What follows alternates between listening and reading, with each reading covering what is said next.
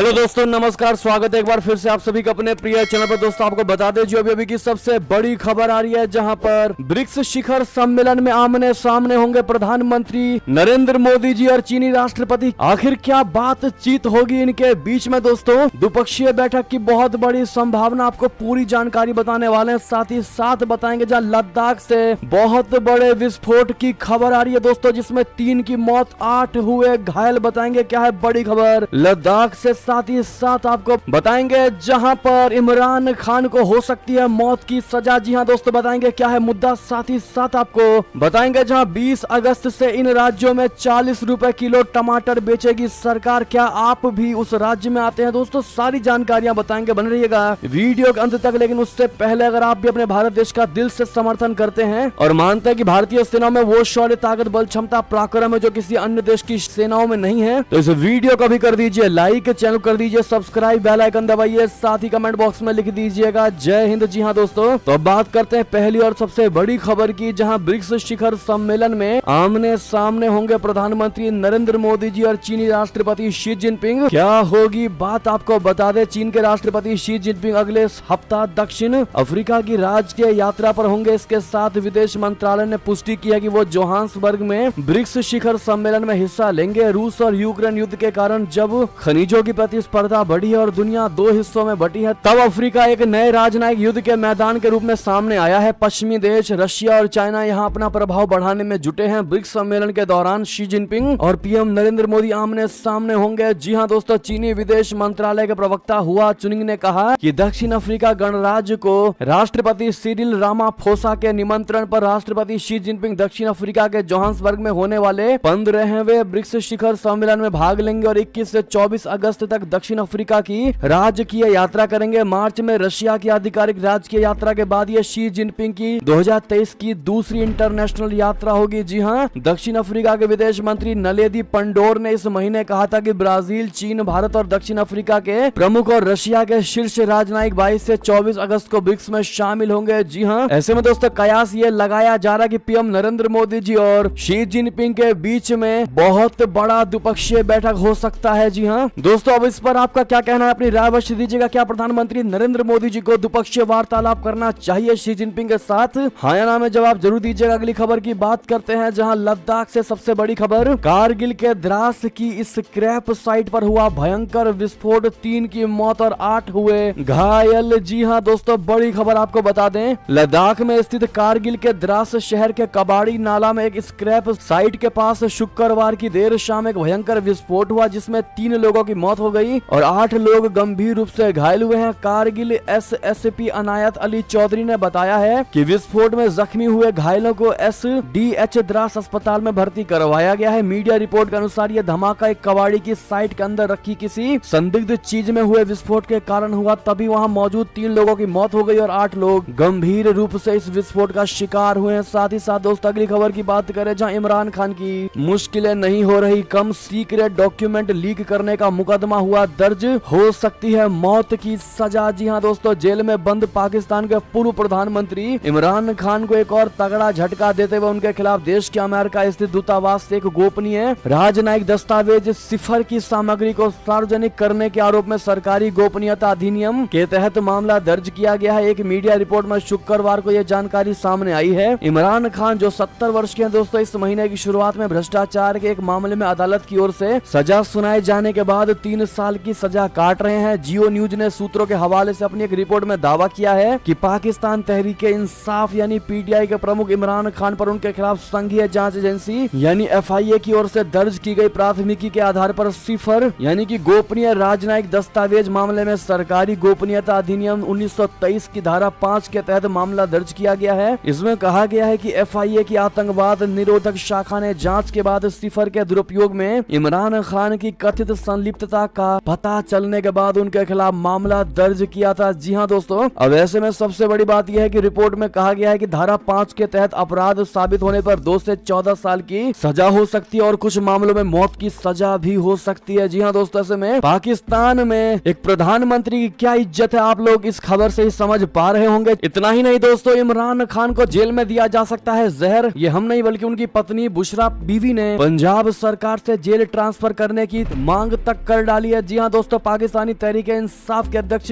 इमरान खान की पत्नी बुशरा बीवी ने जेल में बंद अपने पति की सुरक्षा के बारे में चिंता जाहिर करते हुए कहा है कि अटक जेल में उन्हें जहर दिया जा सकता है। जी हाँ दोस्तों, अगली खबर की बात करते हैं, जहां ग्लोबल साउथ का सुपर पावर बनने के लिए भारत खेलेगा सबसे बड़ा दांव। आखिर कैसे G20 खोलेगा इंडिया के लिए सुपर हाईवे। जी हाँ दोस्तों, बस अब 15 दिनों का ही वक्त बचा है जब भारत अपनी राजधानी नई दिल्ली में ग्रुप ऑफ 20 यानी G20 शिखर सम्मेलन आयोजित करेगा। पिछले साल दिसंबर में G20 की अध्यक्षता संभालने के बाद से भारत ने विभिन्न भू राजनीतिक मुद्दों पर कई राज्यों और केंद्र शासित प्रदेशों में कई बैठकें आयोजित की हैं। भारत ने शुरुआत में घोषणा की थी कि वो अपने कार्यकाल के दौरान ग्लोबल साउथ यानी वैश्विक पश्चिम की आवाज बनेगा। प्रधानमंत्री नरेंद्र मोदी जी ने पिछले साल दिसंबर में कहा था कि हमारी G20 प्राथमिकताएं न केवल हमारे G20 भागीदारों बल्कि ग्लोबल साउथ में हमारे साथी देशों के परामर्श से भी तय की जाएंगी, जिनकी आवाज अक्सर अनसुनी कर दी जाती है। जी हाँ, इसके बाद से भारत सरकार ने विशेष रूप से यूक्रेन पर रशिया के आक्रमण के बाद वैश्विक दक्षिण की चिंताओं को उठाने पर अपना ध्यान केंद्रित करते हुए बातचीत को आगे बढ़ाना सुनिश्चित किया है। जी हाँ दोस्तों, ग्लोबल साउथ आखिर क्या है, भारत उनकी आवाज बनकर सेवा करने का अपना वादा कैसे पूरा कर रहा है, आपको बता दें ग्लोबल साउथ का इस्तेमाल एशिया, अफ्रीका और लैटिन अमेरिका के विकासशील देशों को संदर्भित करने के लिए किया जाता है, जबकि संयुक्त राज्य America, Canada, Europe, Russia, Australia और न्यूजीलैंड जैसे आर्थिक रूप से विकसित देश ग्लोबल नॉर्थ का गठन करते हैं। भारत ने पहले भी कई बार संयुक्त राष्ट्र की बैठकों और सम्मेलनों सहित अंतर्राष्ट्रीय मंचों पर वैश्विक दक्षिण देशों को परेशान करने वाले मुद्दे उठाए। जी हाँ दोस्तों, यानी कि अब वो दिन दूर नहीं जब ग्लोबल साउथ के लिए भारत एक मसीहा बनकर उभरेगा और वही भारत को सुपर पावर बनने में दोस्तों सबसे बड़ा मील का पत्थर साबित होगा। बहरहाल इस पर अब आपकी जो भी राय हो कमेंट में लिखकर अवश्य बताइएगा। दोस्तों मात्र 15 दिन का ही वक्त बचा हुआ है G20 के इस मीटिंग के लिए, लेकिन आप सभी से रिक्वेस्ट है दोस्तों, अगर आप नए से हमारे चैनल पर आए हैं तो सब्सक्राइब अभी के अभी कर लीजिए ताकि हर एक अपडेट आपको हम G20 से जुड़ा देते रहें। अगली खबर की बात करते हैं, जहां इजराइल का तीर कितना शक्तिशाली, जर्मनी की करेगा सुरक्षा, अमेरिका ने दे डाली मंजूरी। बता दें इजराइल जल्द ही अपना एरो 3 मिसाइल डिफेंस जर्मनी को देगा। इजराइल के अधिकारियों ने कहा है कि अमेरिका ने गुरुवार को जर्मनी को Israeli arrow 3 missile defence system की $3.5 अरब की बिक्री को मंजूरी दे दी है। इसके कारण अब 2025 में इसकी डिलीवरी और 2030 तक पूर्ण परिचालन की तैनाती का रास्ता साफ हो गया है। अमेरिका एरो प्रोजेक्ट में हिस्सेदार है, जिसे इजराइल मिसाइल रक्षा संगठन और संयुक्त राज्य अमेरिका मिसाइल रक्षा एजेंसी ने मिलकर विकसित किया है। जर्मनी से होने वाली यह डील इजराइल की अब तक की सबसे बड़ी डिफेंस बिक्री होगी। यूक्रेन में रशिया के हमले के बाद से ही यूरोप के देश लगातार हथियार खरीद रहे हैं। इजराइल के रक्षा मंत्रालय ने एक बयान में कहा है कि इस प्रोजेक्ट पर काम शुरू करने के लिए इजराइल और जर्मनी $600 मिलियन के शुरुआती भुगतान के साथ लेटर ऑफ कमिटमेंट पर हस्ताक्षर करेंगे। बयान में आगे कहा गया है कि 2023 के अंत तक कॉन्ट्रैक्ट पूरी तरह तैयार हो जाएगा। जी हाँ, साथ ही साथ एक और खबर की बात करते हैं, जहां ताइवान के मुद्दे पर चीन की बहुत बड़ी चेतावनी। कहा यह हमारा आंतरिक मामला, किसी बाहरी का हस्तक्षेप बर्दाश्त नहीं करेंगे। जी हाँ, चीनी रक्षा मंत्रालय ने ताइवान को उपराष्ट्रपति विलियम लाई को उपद्रवी कहा है। चीनी रक्षा मंत्रालय में हाल में अमेरिका पहुंचे ताइवान के उपराष्ट्रपति की निंदा की थी। रक्षा मंत्री ने ताइवान के मामले में अमेरिका को आगाह किया। मंत्री का कहना है कि ताइवान हमारा आंतरिक मामला है, बाहरी का हस्तक्षेप बर्दाश्त नहीं है। चीनी मीडिया के अनुसार चीन के रक्षा मंत्री ली शांगफू ने मंगलवार को अमेरिका पर निशाना साधा। उन्होंने कहा कि चीन के खिलाफ ताइवान का इस्तेमाल करने के प्रयास निश्चित रूप से विफल होंगे। रूस के मॉस्को में आयोजित अंतर्राष्ट्रीय सुरक्षा पर बोलते हुए ली शांगफू ने यह बात कही कि ताइवान चाइना का आंतरिक मामला है और इसमें कोई बाहरी हस्तक्षेप बर्दाश्त नहीं करेंगे। जी हाँ दोस्तों, साथ ही साथ एक और खबर की बात करते हैं, जहां यासीन मलिक की बेगम मुशाल पाकिस्तान की अंतरिम सरकार में आखिर मंत्री बन ही गई। जी हाँ दोस्तों, पाकिस्तान में गुरुवार को कार्यवाहक सरकार का गठन हो गया। नवनियुक्त कार्यवाही प्रधानमंत्री अनवारुल हक काकर की 18 सदस्यीय कैबिनेट को शपथ दिलाई गई। इस मंत्रिमंडल में अलगाववादी नेता यासीन मलिक की पत्नी मुशाल हुसैन मलिक को भी शामिल किया है। मुशाल काकर की कैबिनेट में पूर्ण दर्जे वाले मंत्री नहीं होंगे। वो मानवाधिकार मामलों के लिए प्रधानमंत्री के विशेष सहायक के रूप में काम करेंगी। मशाल ने कई वर्षों तक कश्मीर और भारत विरोधी अभियान भी चलाया है। उन्होंने 22 फरवरी 2009 को रावलपिंडी में अलगाववादी नेता यासीन मलिक से शादी की। दोनों की मुलाकात तब हुई जब यासीन 2005 में पाकिस्तान के दौरे पर था। साथ ही साथ दोस्तों अगली खबर की बात करते हैं, जहां भारत ने तैयार की ऐसी मिसाइल सुनते ही कांप उठेगा दुश्मन। नाम और काम तो जान लीजिए। बता दें भारतीय वैज्ञानिकों और रक्षा विशेषज्ञों ने वैसे तो तमाम प्रकार की मिसाइलें सिस्टम विकसित की है जो सुरक्षा की दृष्टि से महत्वपूर्ण है, लेकिन इसी बीच एक ऐसी मिसाइल तैयार हो गई है जिसका नाम सुनते ही दुश्मन कांप उठेगा। जी हाँ, असल में इस मिसाइल का का नाम है beyond visual range air to air missile Astra MK2। जी हाँ दोस्तों, जो हवा से हवा में मार करती है और ये स्वदेशी मिसाइल है। इस मिसाइल के माध्यम से भारतीय वायुसेना के विमान दुश्मन के विमान को हवा में ही 160 किलोमीटर दूर मार गिराएंगे। जहाँ इस मिसाइल की तैयारी लंबे समय से चल रही थी और अब जानकारी के मुताबिक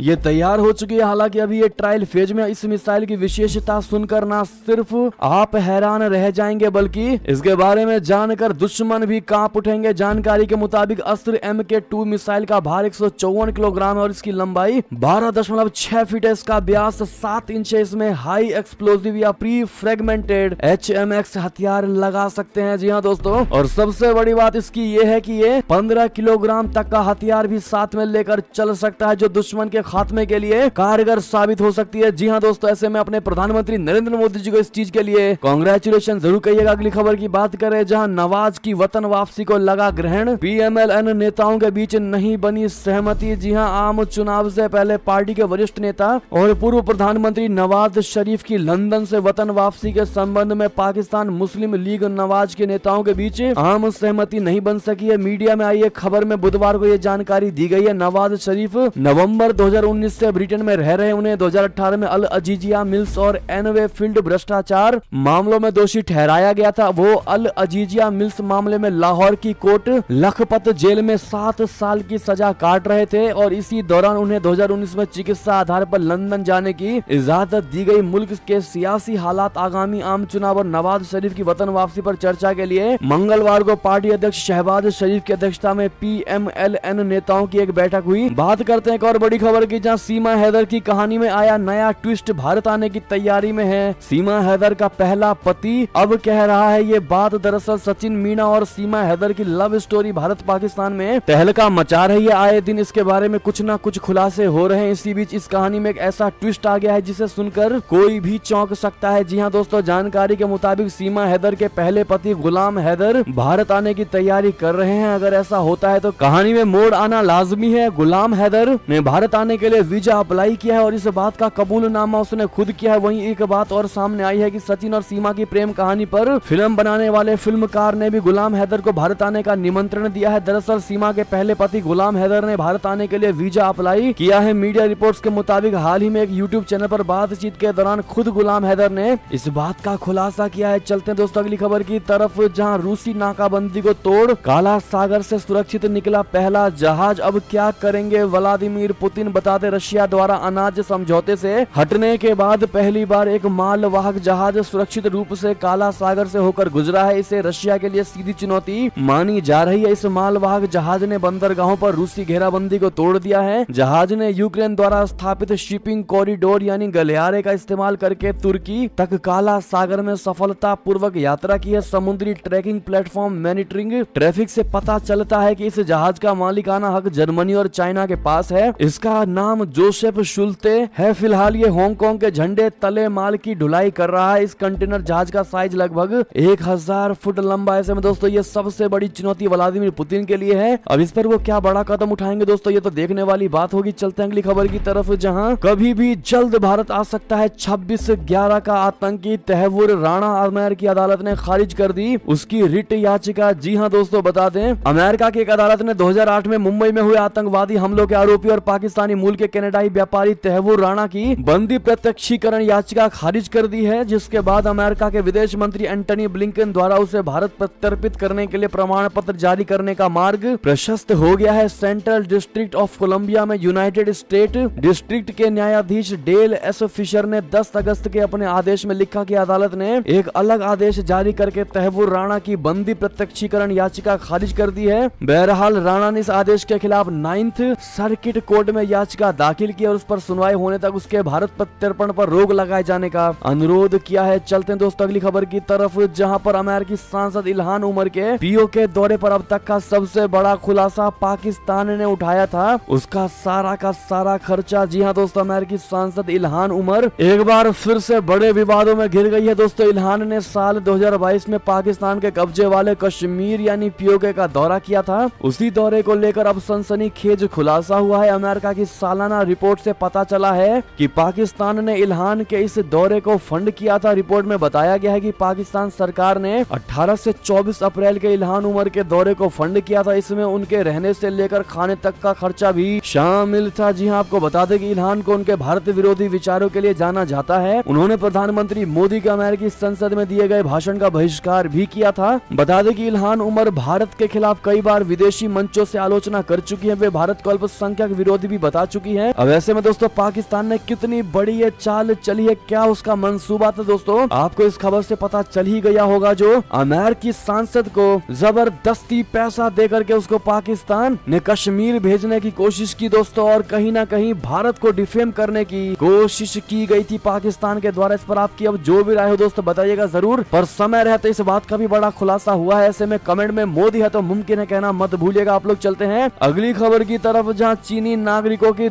इतनी तेजी से धरपकड़ में क्यों जुट गया है नेपाल। दर्जनों को पकड़ डाला जेल में। आपको बता दें नेपाल पिछले कई दिनों से चीनी नागरिकों की धरपकड़ में जुटा हुआ है। अब तक उसने करीब 2 दर्जनों को पकड़कर जेल पहुंचा दिया है। नेपाल के केंद्रीय जांच ब्यूरो यानी CIB ने शुक्रवार को 60 किलोग्राम सोने की तस्करी मामले में कथित संलिप्तता के लिए 2 और चीनी नागरिकों को गिरफ्तार किया है। CIB के प्रवक्ता कुबेर कदायत ने फोन पर ANI को बताया कि हमने सोने की तस्करी के मामले में 2 और चीनी नागरिकों को पकड़ लिया है। गिरफ्तार चीनियों की पहचान अभी उजागर नहीं की गई है। अधिकारी ने पुष्टि करते हुए कहा है कि गिरफ्तार चीनी नागरिकों पर सोने की तस्करी और संगठित अपराध का मामला दर्ज किया जाएगा। इस गिरफ्तारी के साथ सोना तस्करी मामले में गिरफ्तार लोगों की संख्या 23 तक पहुंच गई है। इससे पहले 19 दिनों की जांच के बाद DRI ने सोना तस्करी मामले में आगे की जांच की जिम्मेदारी CIB को सौंपी थी। चलते हैं अगली खबर की तरफ, जहां पर जम्मू कश्मीर से सबसे बड़ी खबर, कुपवाड़ा में आतंकी ठिकाने का बड़ा पर्दाफाश। सुरक्षा बलों ने हथियारों की बड़ी खेप कर ली बरामद। जी हाँ, उत्तरी कश्मीर के कुपवाड़ा में सुरक्षा बलों को बहुत बड़ी सफलता हाथ लगी है। सुरक्षा बलों ने यहां तलाशी अभियान के दौरान बड़ी मात्रा में हथियारों की खेप बरामद की है। खुफिया एजेंसियों से मिले इनपुट पर कार्रवाई करते हुए सेना, BSF और पुलिस की संयुक्त टीम ने 15 से 18 अगस्त तक कुपवाड़ा के माचिल सेक्टर में व्यापक तलाशी अभियान चलाया। तलाशी अभियान के दौरान हथियारों का बड़ा जखीरा जब्त किया। इसमें 5 AK राइफल, 7 पिस्तौल, 4 हैंड ग्रेनेड और अन्य आपत्तिजनक सामग्री बरामद की गई। सुरक्षा बलों ने आसपास के इलाके को घेर लिया है। यहाँ अभी तलाशी अभियान चलाया जा रहा है। जी हाँ, वहीं घाटी के सोपोर जिला में पुलिस को बड़ी कामयाबी हाथ लगी। पुलिस ने लश्कर-ए-तैयबा के 2 OGWS यानी ओवरग्राउंड वर्कर्स को गिरफ्तार किया। जी हाँ, साथ ही साथ अगली खबर की बात करें, जहाँ प्रधानमंत्री ऋषि सुनक का सबसे बड़ा दावा, खुद से कहा कि उनके कार्यकाल में महंगाई बहुत कम हुई है। मैं ब्रिटेन के लिए सही प्रधानमंत्री हूँ। जी हाँ दोस्तों, ऋषि सुनक के प्रधानमंत्री बनने से पहले ब्रिटेन आर्थिक संकट से गुजर रहा था, और संकट इतना बड़ा था कि सुनक ने से पहले लीज ट्रस्ट जो प्रधानमंत्री बनी थी, उन्होंने शपथ लेने के कुछ दिन बाद ही इस्तीफा दे दिया था। आप सभी को याद होगा। ये किसी से छिपा हुआ नहीं है कि ऋषि सुनक के नेतृत्व में ब्रिटेन ने कई आर्थिक बाधाओं को पार किया है। तो वहीं अब PM ऋषि सुनक ने जोर देकर कहा कि आज कठिन आर्थिक चुनौतियों के साथ विशेष रूप से तेजी से तकनीकी परिवर्तन के समय में वो ब्रिटेन के प्रधानमंत्री के रूप में सही व्यक्ति हैं। उन्होंने एक इंटरव्यू के दौरान कहा कि PM सुनक ने कहा कि उनके प्रधानमंत्री बनने के बाद से ब्रिटेन की महंगाई बहुत कम हुई है। उन्होंने कहा कि मैं ब्रिटेन के लिए सही प्रधानमंत्री हूँ। बहरहाल दोस्तों, अगर आप भी मानते हैं कि ब्रिटेन के लिए प्रधानमंत्री के तौर पर ऋषि सुनक सबसे बेस्ट हैं, तो अपनी राय अवश्य दीजिएगा। लेकिन क्या अपने मुंह से कहना कि मैं ब्रिटेन के लिए सबसे अच्छा प्रधानमंत्री हूँ, क्या इनके लिए सही है? दोस्तों आप लोग क्या कहते हैं बताइएगा जरूर। इस पर तर्क देना मत भूलिएगा। साथ ही साथ अगली खबर की बात करते हैं, जहां क्या कोरोना वायरस करने लगा फिर से वापसी, शोध में मिला नया वेरिएंट, अमेरिका ने दे डाली वार्निंग। बता दें, क्या कोरोना वायरस फिर से वापसी करने वाला है? अमेरिका के रोग नियंत्रण और रोकथाम केंद्र यानी CDC की ओर से अमेरिका, डेनमार्क और इजराइल में कोविड-19 की एक नई फैमिली BA.2.86 का पता लगाया गया है। एक्सपर्ट इस सर्दी में इसके फैलने की आशंका जता रहे हैं। CDC ने एक ट्वीट में कहा कि हम BA.2.86 के बारे में और जानकारी निकाल रहे हैं। खुद का बचाव कोविड-19 की ही तरह करें। राइटर्स की रिपोर्ट के मुताबिक WHO ने X पर एक पोस्ट में कहा था कि उसने बड़ी संख्या में म्यूटेशन को देखते हुए BA.2.86 को मॉनिटरिंग में रखा है। जी हाँ दोस्तों, अगली खबर की बात करते हैं, जहां पर मध्य प्रदेश से सबसे बड़ी खबर, मध्य प्रदेश में कांग्रेस का कर्नाटक मॉडल, शिवराज सरकार के खिलाफ चलाया कैंपेन। बता दें, लोकसभा चुनाव से पहले कई राज्यों में विधानसभा के चुनाव होने हैं। इन चुनावों को लोकसभा चुनाव का सेमीफाइनल भी माना जा रहा है। इनमें मध्य प्रदेश भी शामिल है, जहां इसी साल के अंत तक इलेक्शन होने हैं। बीजेपी ने गुरुवार को MP के लिए अपने 39 उम्मीदवारों की पहली लिस्ट जारी करते हुए चुनाव की तारीखों की घोषणा से पहले ही बिगुल फूंक दिया है। तो वहीं कांग्रेस ने मध्य प्रदेश जीतने के लिए कर्नाटक मॉडल को लागू करना शुरू कर दिया है। कांग्रेस ने कर्नाटक में जिस अंदाज में भ्रष्टाचार के खिलाफ एग्रेसिव कैंपेन चलाया था, कुछ ही उसी अंदाज में मध्य प्रदेश में भी कांग्रेस कैंपेन चला रही है। इतना ही नहीं, कांग्रेस ने कर्नाटक में चुनाव प्रभारी रणदीप सिंह सुरजेवाला को भी मध्य प्रदेश में उतार दिया। लेकिन दोस्तों, क्या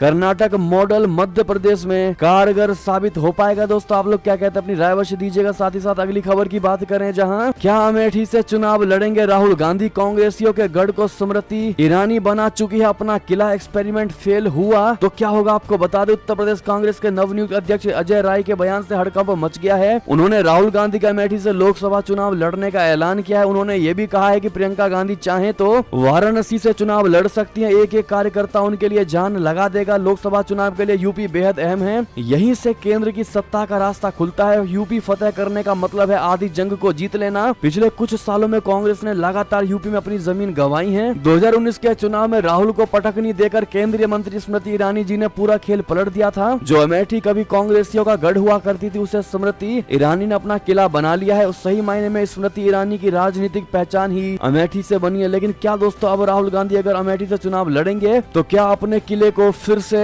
खड़ा कर पाएंगे या फिर अब उनके लिए सपना ही हो जाएगा अमेठी? आप लोग क्या कहते हैं, अपनी राय अवश्य दीजिएगा और कमेंट में 2024 में कौन होगा दोस्तों असली बॉस लिखना मत भूलिएगा। अंतिम खबर की बात करते हैं, जहां 20 अगस्त से इन राज्यों में 40 रुपए किलो टमाटर बेचेगी सरकार। बता दे, टमाटर के बिना जिनके खाने का स्वाद पिछले 2 महीनों से बिगड़ा हुआ था, अब वो धीरे धीरे लौटने लगा है। टमाटर के भाव तेजी से कम होने लगे और केंद्र सरकार ने जो निर्देश दिए हैं उसके बाद 20 अगस्त से ये 40 रुपए किलो मिलना शुरू हो जाएगा। जी हाँ दोस्तों, 40 रुपए किलो के हिसाब से लोगों को टमाटर बेचने का फैसला इसके थोक भाव में गिरावट को देखते हुए उपभोक्ताओं मामलों के विभाग की ओर से लिया गया है। NCCF और नेफेड की ओर से भी दिल्ली NCR के अलावा राजस्थान में जयपुर, कोटा उत्तर प्रदेश में लखनऊ, कानपुर, वाराणसी और प्रयागराज बिहार में, पटना, मुजफ्फरपुर, आरा और बक्सर में सस्ते भाव पर टमाटर बेचा जा रहा है। बहरहाल दोस्तों, अभी आपके शहर में टमाटर क्या रेट चल रहा है कमेंट में जरूर बताइएगा, क्या रुपए किलो चल रहा है दोस्तों। बहरहाल ये थी अभी की सारी बड़ी खबरें। आपको हमारी खबर कैसी लगी? आशा करता हूँ बहुत अच्छी लगी होगी। अगर थोड़ी भी अच्छी लगी है तो इस वीडियो का भी अपने भाई बंधुओं में व्हाट्सएप, फेसबुक, ट्विटर के जरिए पूरे भारत में शेयर करना बिल्कुल भी मत भूलिएगा।